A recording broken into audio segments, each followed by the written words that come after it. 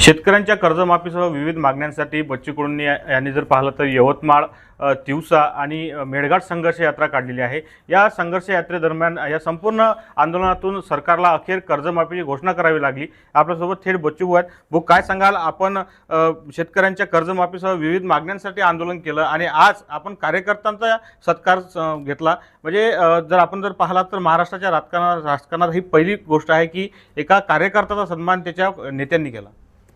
नाही, खरं तर नेता आखरी कार्यकर्त्यावरच अवलंबून असतं आणि जेवढे आंदोलन, जेवढी स्वातंत्र्याच्या लढ्यापासून तर छत्रपती शिवरायांच्या स्वराज्यापर्यंत हे सगळे सैनिकांनीच खरं तर लढलेलं आहे।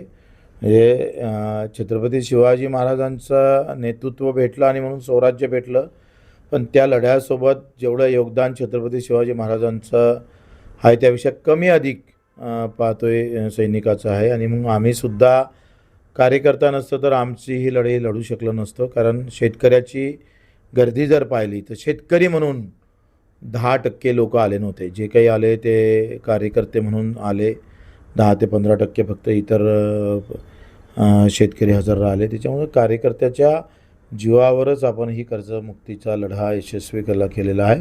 काही प्रमाणात, म्हणजे पूर्ण यशस्वी नाही झाला तरी काही प्रमाणात यशस्वी झाला आहे आणि कौतुकाची थाप त्यांच्या पाठीवर देऊन पुन्हा लढ्यासाठी आपण तयार ठेवू। नक्कीच। दुसरी पाहिलं तर आज आपण एक घोषणा केलेली आहे की 9 ऑगस्ट रोजी मेळघाट म्हणजे मध्य प्रदेश शिवराज सिंग चौहान केंद्रीय कृषी मंत्री यांच्या घरासमोर नारळ फोडणार आहे। म्हणजे आपण असा इशारा दिला, नेमकं काय? नाही, हमीभावाची लढाई लढणार आहोत आम्ही। देशात ते चालूच आहे, पण ह्या हमीभावाच्या लढाईमध्ये खरं तर कर्जमुक्ती लढाई ही हमीभावाच्या लुटीतून येतं। लुटीतून भावाबरोबर भेटत नाही, म्हणून कर्जमुक्तीची लढाई समोर येतं।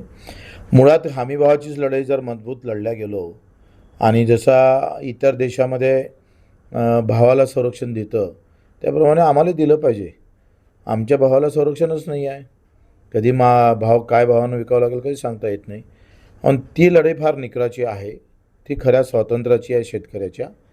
आणि म्हणून आम्ही मोदी सरकारसमोर हिंदुत्वाच्या नावावर बटेंगे तो कटेंगे, एक है तो सैफ है असं म्हणणाऱ्या भाजपला आम्हाला हे सांगायचं आहे की किसान भी हिंदू है, जय श्री राम, हिंदू किसान को कब मिलेगा दाम, या नाऱ्यानं आम्ही MP महाराष्ट्रात दणानून सोडणार आहोत। सडो की पळो करू, यांना दाम द्यावंच लागेल।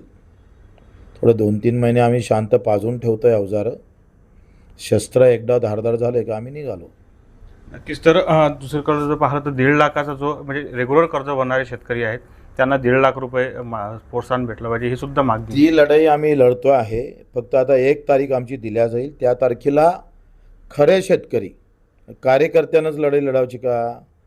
शेतकऱ्यांना आम्ही आवाहन करणार आहोत की त्या तारखेला तुम्ही यावं, तिथली संख्या पाहून मग पुढची लढाई 1.5 लाखाची आम्ही चालू ठेवू।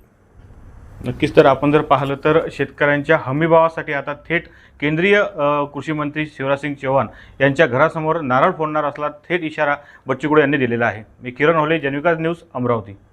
अशाच वेगवान घडामोडी पाहण्यासाठी आमच्या चॅनलला लाईक व सबस्क्राईब करायला विसरू नका।